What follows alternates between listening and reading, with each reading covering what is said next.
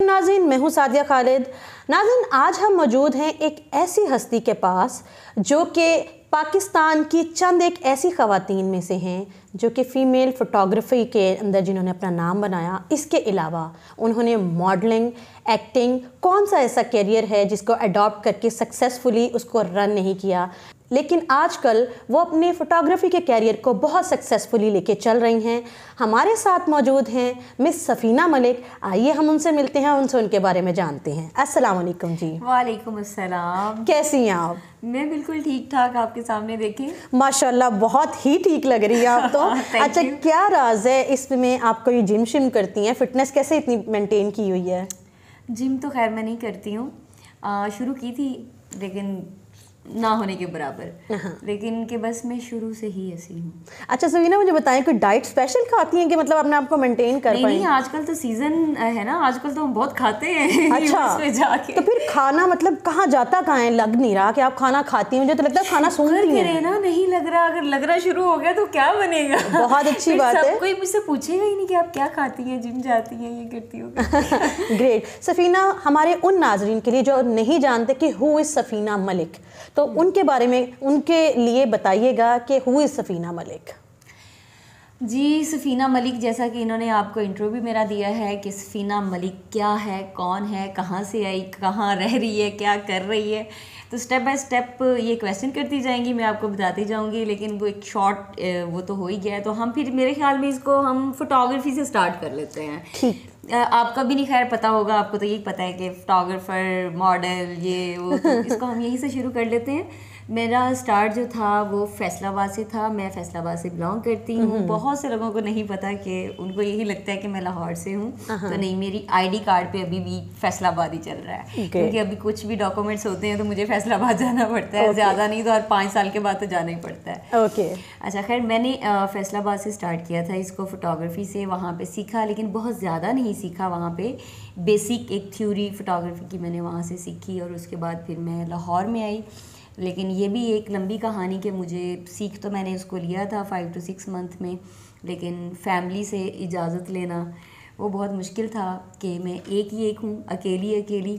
तब मेरा भाई बहुत छोटा था, मेरे और मेरे भाई में काफ़ी ज़्यादा गैप है, और भी बहन भाई हुए, अल्लाह ने वापस ले लिए। तो जो सबसे छोटा मेरा भाई है वो है, मैं हूँ, वो गैप था, वो बहुत छोटा था तब, तो मेरा भी उसके साथ बड़ा प्यार था। मेरा भी दिल नहीं करता था कि मैं इसको छोड़ के जाऊँ इस तरह से, ये वो। लेकिन फैमिली की तरफ से भी परमिशन नहीं मिल रही थी कि नहीं, तुम अकेली लड़की हो, कैसे भेजें, कहाँ रहोगी, क्या खाओगी, कौन बना के देगा, बाहर के खाने, ऐसे वैसे करते कराते शॉर्ट परमिशन मिली, हम जी लाहौर आ गए। हमसे मुराद मैं, मेरी मदर, हम यहाँ पे आए, घर देखा, रहना शुरू कर दिया। तो यहाँ पे अब फैसलाबाद को छोड़ के आना, यहाँ पे एक किस्म का ज़ीरो से स्टार्ट करना था, जो कि मेरा फ़ोटोग्राफी में इतना एक्सपीरियंस भी नहीं था। मुझे पता भी नहीं था कि यहाँ पे स्टूडियो कहाँ पे हैं और कहाँ नहीं है। करते कराते टाइम लगा, लेकिन ये हुआ कि एक दिन मैं एक इवेंट पर थी, तो वहाँ पे कुछ ड्रामा के जो अलहमरा से रिलेटेड जो आर्ट्स प्ले करते हैं, स्टेज परफॉर्मेंस करते हैं, परफॉर्मर कह सकते हैं आप, तो वो उन लोगों से मेरी मुलाकात हो गई, जिनमें से एक लेडीज़ थी। तो वो कहती कि हम एक प्ले करने जा रहे हैं, तो मैं उसमें एक मदर का करैक्टर कर रही हूँ, तो क्या आप एक्टिंग में दिलचस्पी रखते हैं? मुझे भी लगा कि हाँ, कर लेनी चाहिए, क्योंकि मैंने कभी थिएटर किया नहीं था। लेकिन ये था कि मुझे थोड़ी सी शर्म, झिझक, कैसे इतनी ऑडियंस सामने होगी तो मैंने जाके कुछ बोलूँगी तो पता नहीं मेरी आवाज़ भी वहाँ तक पहुँचेगी या नहीं।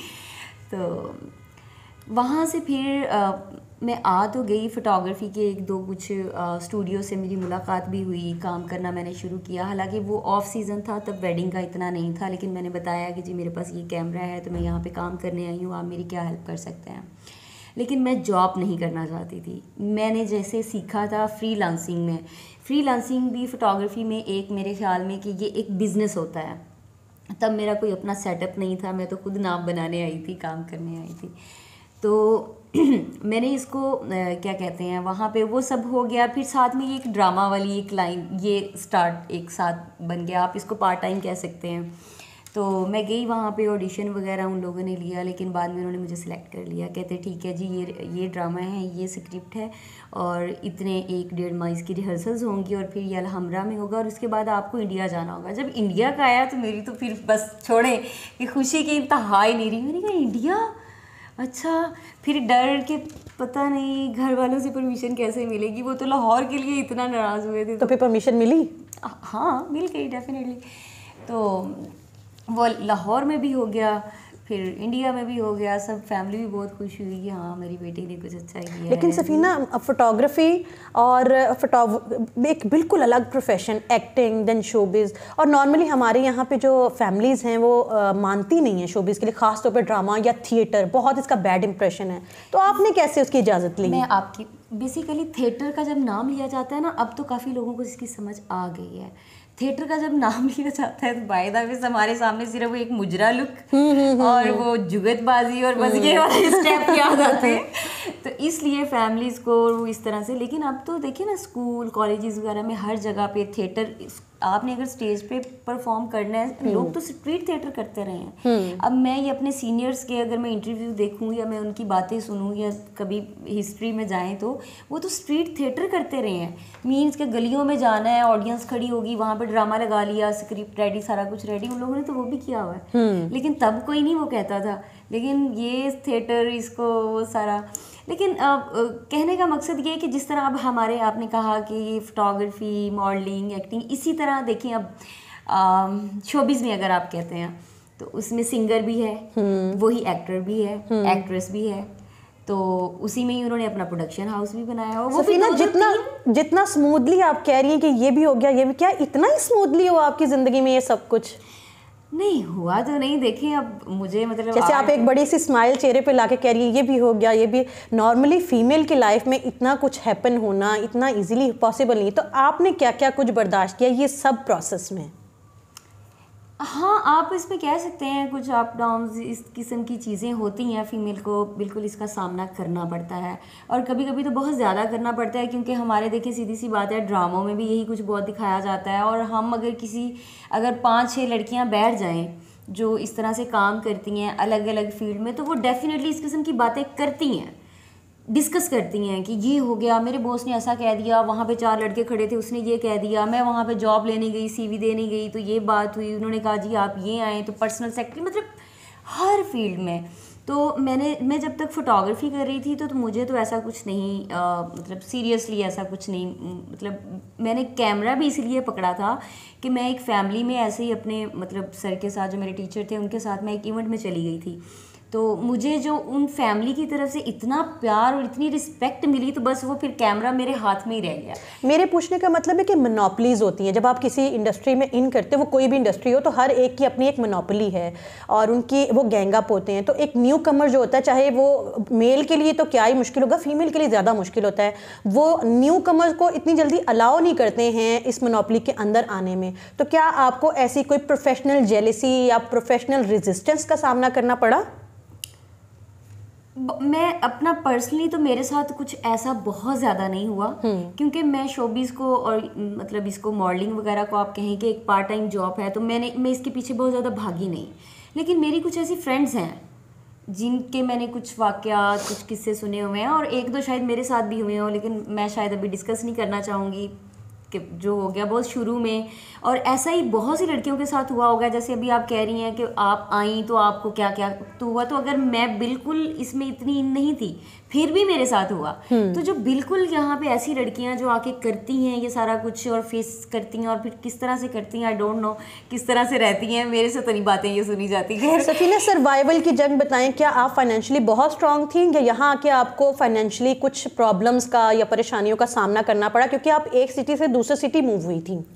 जी, मैं इसमें आप ये कह सकते हैं कि बहुत ज़्यादा कोई प्रॉब्लम नहीं थी ऐसी, लेकिन फिर भी प्रॉब्लम तो आती है, लेकिन प्रॉब्लम शुरू से लेके अब तक नहीं आई, लेकिन ये कोरोना के 2 सालों वाली जो प्रॉब्लम है ना, ये बहुत ज़्यादा है। अच्छा, जो मेरी रिसर्च है उसमें वो कुछ ऐसा हुआ था कि शायद आपके कुछ जो सामान या कुछ चीज़ें जो हैं वो चोरी हो गई थी, तो वो क्या किस्सा था, ज़रा हमारे नाज़रीन को बताइए। अच्छा, वो मैं ये बताना चाह रही हूँ, या उस टाइम भी यही डिस्कस हो रही थी कि आपके साथ जिक्र कर रही थी कि हुआ ये था कि जब मैं घर वालों से परमिशन ले रही थी कि मुझे लाहौर जाना है, आपको आना होगा, तब मेरी फैमिली ने मुझे थोड़ा सा सपोर्ट किया कि ले बेटी प्यार, और चल हमारे साथ और जा, जो तूने करना है कर, और सलीके से रहना है। तो अभी मुझे सिर्फ 6 मंथ हुए थे या 5 मंथ हुए थे, जिसमें मेरे पास कैमरा था, मैंने अपने टीचर से ही लिया था, और वो कैमरे ये काफ़ी कॉस्टली होते हैं, 2.5, 3, 4 लाख 5 लाख का सिर्फ कैमरा ही होता है, लेंस तक तो आप जाए ही ना। तो वो एक कैमरा था, लैपटॉप था, और जैसे छोटी सी एक, क्योंकि स्टार्ट था मेरा, तो जो नॉर्मली चीज़ें होती हैं, आयरन हो गई, कपड़े हो गए, कुछ नहीं छोड़ा। मैं फैसलाबाद थी, तो मैं जब मुझे अब कॉल आती है कि आप कहाँ पर हैं जी, शीशे विंडो के टूटे हुए हैं, इस तरह से ये वो, तो आप कहाँ पे हैं, सब ठीक है ऐसे वैसे। मैंने कहा नहीं। अब मैं सोचूं अम्मी को बताऊं नहीं बताऊं, क्या कहेंगी अम्मी, तो मुझे जाना नहीं देगी, पहले बड़ी मुश्किल से परमिशन, इस किस्म की चीज़ें। मैं जब वापस आई तो ये भी तो अब देखें ना, बातों से बात अगर निकली है कि ये कितना बड़ा प्रॉब्लम था कि मैंने हिम्मत पकड़ी कि मैं अब आ गई हूँ तो मैं अब ये पूरा तो करूँ ना। कहाँ कौन आया, कौन चोरी करके चला गया, कि जिनके पास मैं रह रही थी, नीचे वाला पोर्शन था, वो छोटा सा 3 मरले का वो कह सकते हैं घर, तो ऊपर वाला उन्हीं के पास था जिनका था, और नीचे मैं रह रही थी। तो एक ही कमरा था और एक ऐसे ड्राइंग रूम सा। मैं वहाँ पे 5 माह रही, कुछ नहीं हुआ, लेकिन मैं फैसलाबाद आना जाना करती थी हर मंथ। लेकिन उस टाइम ये हुआ कि वहाँ पे अब चोरी होती है, मुझे अगले दिन बताया जाता है। मैं आई, मैंने देखा सारी चीज़ें वैसे ही, कपड़े 2-4 बस पड़े हुए हैं, वहाँ पे इस्त्री नहीं है, वहाँ पे लैपटॉप नहीं है, कैमरा नहीं है, बर्तन टूटे हुए हैं। तो अब जी मैं कह रही हूँ कि मुझे थाना जाना चाहिए, मुझे ना ये FIR वगैरह करवाना चाहिए, पूछना चाहिए, मेरे पास घर का एग्रीमेंट, स्टाम्प पेपर, जो भी व्हाटएवर ये सारी चीज़ें होती हैं, ये करवाना चाहिए। अब लोगों ने डराना शुरू कर दिया, तुम लड़की हो, तुम कैसे जाओगी, लोग बातें करेंगे, अकेली रहती थी, ये था। हालांकि एग्रीमेंट के ऊपर सब कुछ था कि वहाँ पे कोई मेल नहीं आएगा, यहाँ तक कि अगर आपके फादर या कोई भाई या कोई भी चचा मामू खाला जो भी आते हैं वो हमें बताना होगा। इतनी सख्ती के बावजूद अगर मैं कह रही हूँ कि जी मुझे जाके FIR करवानी है, ये जो मेरा नुकसान हुआ है, ये आप, मैं अगर होती तो मैं तो देख लेती ना कौन आया, या मेरे साथ खुदा ना खास्ता अल्लाह ना करे कुछ होता है, जो भी होता, लेकिन मुझे पता ही नहीं। फिर जहन में 100 सवाल तो आते हैं ना कि तो क्या उस वक्त में आपकी फैमिली ने खौफजदा होकर आपको रोका नहीं कि आप ये छोड़ दें, अकेले मत रहें? रोका ना, मैं वापस चली गई, मेरी फैमिली डर गई कि तुम अब वहाँ पे होती, पता नहीं उनके पास गन होती। अब जाहिर है माओ का दिल भी बड़ा छोटा होता है, और वालदैन तो फिर वालदैन होते हैं। अच्छा सफीना, जब आप फोटोग्राफी की फील्ड में आई, जैसे आपने कहा कि आप ऐसे रैंडमली एक्टिंग की फील्ड में आ गई, लेकिन फोटोग्राफी की फील्ड में आप प्लान करके आई। हाँ। तो जब आप आई तो you were one of the females, जो बहुत रेयरली फीमेल इस इंडस्ट्री में ज़्यादा नहीं थी, तो आपने इसको ज्वाइन किया। तो किस तरह की प्रॉब्लम्स का, क्योंकि ये मेल शावनिस्ट एक सोसाइटी है जहाँ पे मेल डोमिनेंस होती है, और फिर ऑब्वियसली वो इतनी जल्दी अब्जॉर्ब नहीं करते कि फीमेल हमारी टक्कर में आ गई है, तो आपको किस तरह के मसाइल का सामना करना पड़ा और किस तरह आपने उनसे फिर निपटा? ये टक्कर वाली बात मैं आपको ये करूंगी कि अभी भी ऐसे फोटोग्राफर टक्कर जाते हैं जो कहते हैं कि फीमेल्स को काम नहीं आता है जी, फीमेल्स को फोटोग्राफी नहीं आती है, फीमेल्स को वीडियोग्राफी नहीं आती है जी, उनका हाथ स्मूथ नहीं होता है, ऐसा नहीं होता, ऐसी बातें सुनते रहते हैं। लेकिन कितनी फीमेल फोटोग्राफर हैं जिनके नाम बन चुके हैं, लोग उनसे काम करवाना पसंद करते हैं और वो खुद जाके काम करती हैं। आपको लगता है कि मर्द फोटोग्राफर की एस्थेटिक और फीमेल फोटोग्राफर की जो एस्थेटिक है, इसमें कोई डिफरेंस होता है एक फोटोग्राफी के पॉइंट ऑफ व्यू से? काइंडली बताइएगा। होता होगा, लेकिन देखें, एक तो सबसे पहले कि ये जो हमारे कैमरे और चीज़ें होती हैं, थोड़ी सी अगर कोई मेरे जैसी लड़की है जो पहली बार कैमरा उठाएगी, जिसके बारे में समझ ही नहीं है, समझ बूझ ही नहीं है, अगर वो काम जाके करेगी तो वो बिल्कुल वो अच्छा नहीं होगा, तो उसको तो सुननी पड़ेगी ना, सहनी भी पड़ेगी। लेकिन अगर आप बिल्कुल प्रॉपर सीख के जाते हैं, आपको सब पता होता है, तो फिर आपको नहीं ऐसा कुछ होना, फिर वो ये टक्कर और ये सारी चीज़ें और ये सारा कुछ। तो क्या अभी भी आपको सामना करना पड़ता है ऐसी चीज़ों का? ये तो चलता रहेगा। अब आप देखें, एक आप डॉक्टर को ले लें, वो कहेगा कि अच्छा उसने क्लिनिक बना लिया वहाँ पे, उसको तो फ़र्क ही नहीं पड़ता, हालांकि 10 मरीज़ वहाँ पे जाते होंगे, उन दोनों की अगर एक जगह दुकान है वो चल तो रही होगी। तो ये हर फील्ड में ही है। अच्छा सफीना, एक चीज़ जो बहुत कॉमन है हर फील्ड से रेलिवेंट ख़ास तौर पे, कि जब मर्द किसी अपॉर्चुनिटी को अवेल नहीं कर पाता और फीमेल जो है वो अपने टैलेंट या किसी भी वजह से अवेल कर लेती है, तो फिर उसके ऊपर कैरेक्टर असैसिनेशन की जाती है, इसने कुछ किया होगा इसलिए इसको ये अपॉर्चुनिटी मिली, या ये कुछ करती है समथिंग कुछ ऐसा। तो क्या आपको लगता है कि फोटोग्राफी की फील्ड में भी इस तरह की बातें होती हैं, या आपको कभी ऐसी बातों का सामना करना पड़ा? नहीं, ऐसा फोटोग्राफी में नहीं, इस फील्ड में मुझे नहीं लगता कि ऐसा कुछ है। हाँ, इस फील्ड में और तरह की बड़ी बातें होती हैं, जैसे थोड़ा सा रेट पे बातें हो गई, यार फ्री में काम कर दिया होगा, ये हो गया होगा, उसने उसका क्लाइंट तोड़ लिया, मतलब इसमें इस टाइप की होती हैं, लेकिन ये वाली इस टाइप की चीज़ें नहीं होती हैं। अच्छा, आपके टीचर कौन है फोटोग्राफी की फील्ड में? मेरे टीचर लाइक फोटोग्राफी के नाम से उनका स्टूडियो अभी भी है फैसलाबाद में।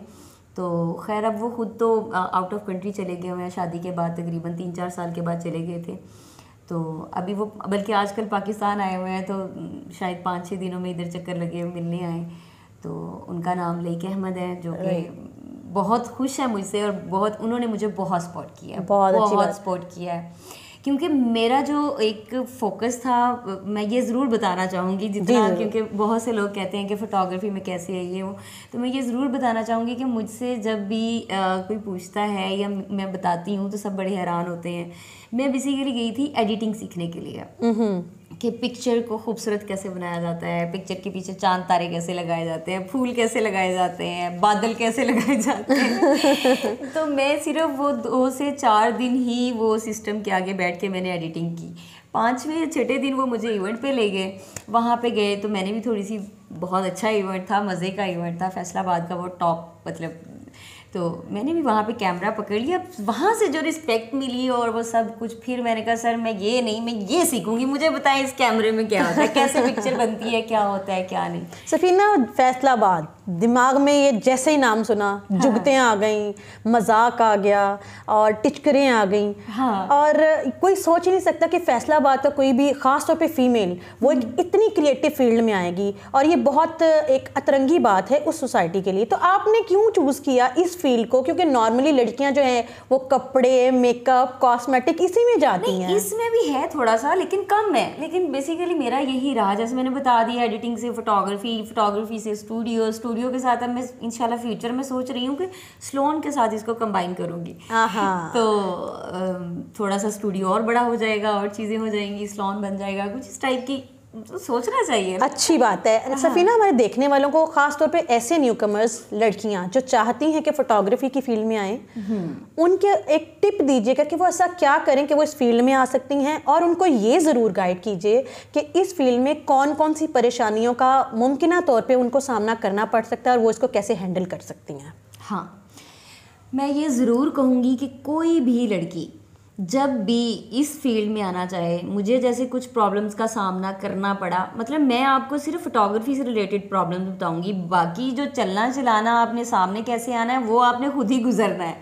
लेकिन फोटोग्राफी से रिलेटेड सबसे पहले तो जब भी आएँ सीखें तो आप कैमरा लेकर ज़रूर आएँ। अगर कैमरा नहीं मतलब आप ले सकती हैं आते हुए, मतलब कि आप इस फील्ड में आना चाहती हैं, कैमरा नहीं ले सकती हैं, तो फिर आप किसी एक ऐसे स्टूडियो के साथ अटैच हो जाएं जो आप वहाँ पे एज अ फ्रीलांसर मतलब जॉब करें या डेली बेसिस पे, जैसे भी आप उसमें से आप अपनी सेविंग करें, कैमरा लें और उसके बाद अपना एक्सपीरियंस गेन करें, और ये सब करने के बाद फिर आप इस फील्ड में आए तो फिर सब गुड होगा। ग्रेट। सफीना, मुझे एज ए फीमेल काइंडली मेरे ये नॉलेज के लिए या मेरे देखने वालों की नॉलेज के लिए, कि एक फ़ीमेल जो है जब अपने घर से निकलती है बहुत इनोसेंट होती है और बहुत पोलाइट होती है, उसने हार्श रियलिटीज़ को सफ़र नहीं किया होता है। ऑब्वियसली आप भी ऐसी ही रही होंगी, लेकिन by the passage of time जैसे जैसे वो चीज़ों को बेयर करती है, वो स्ट्रांग और इंडिपेंडेंट होती चली जाती है। तो आपकी पर्सनैलिटी में क्या चेंज आया, और क्या ये चेंज जो है वो सोसाइटी फ़ौरन से एक्सेप्ट करती है अगर किसी फीमेल में आता है, या उसको रेजिस्ट करती है और उसकी वजह से कोई प्रॉब्लम्स क्रिएट करती है फीमेल के लिए?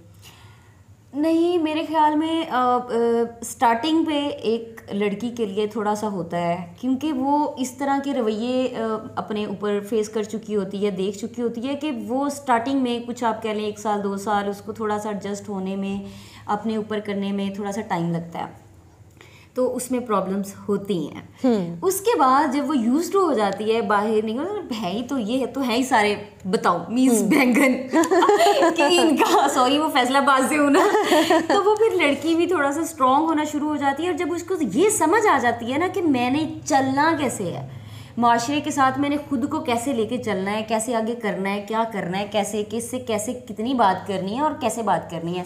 अब आप बातें कर रहे हैं, बहुत मज़े से कर रहे हैं, ऐसे भी कर रहे हैं, वैसे भी कर रहे हैं, तो अब डेफिनेटली अगर आप ऐसे बैठ जाओगे, हाँ जी क्या है, ओह अच्छा, तो फिर क्या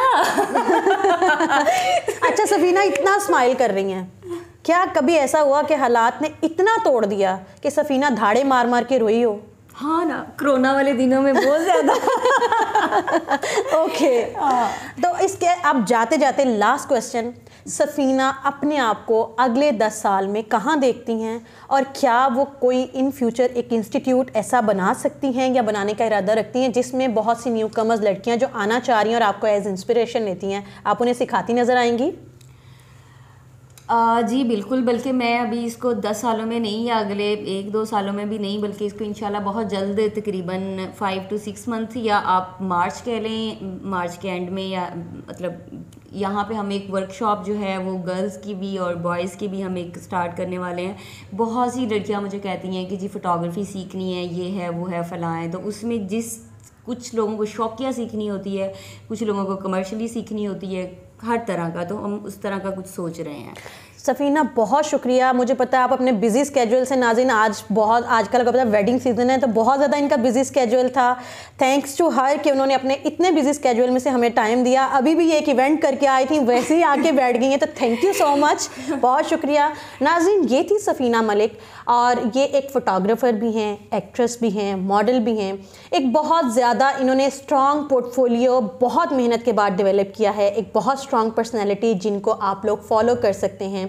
इसके अलावा इनका वो काम जो आपने नहीं देखा वो आप ज़रूर इनको देखिए, आपको अंदाज़ा होगा कि औरत किसी भी रूप में हो, वो अपना आप अपने टैलेंट की वजह से, अपनी मेहनत की वजह से इस मेल माशरे में भी मनवा सकती है। अगर आप में से कोई लड़की सफ़ीना मलिक की तरह कामयाब होना चाहती है तो वो भी झिझके या डरे नहीं, बल्कि वो भी 2 कदम आगे बढ़ाए, मेहनत करे, इंशाल्लाह वो भी अपना मकाम हासिल कर लेगी। आपकी सफ़ीना मलिक के बारे में क्या राय है, इस पूरे प्रोग्राम के बारे में क्या राय है, कमेंट बॉक्स में ज़रूर बताइएगा। और इसके अलावा आप जो देखना चाहते हैं वो भी ज़रूर लिखिएगा। चैनल को सब्सक्राइब कर दीजिएगा, घंटी के निशान को दबा दीजिएगा। सादिया खालिद को फ़िलहाल के लिए इजाज़त दीजिए। अल्लाह हाफ़िज़।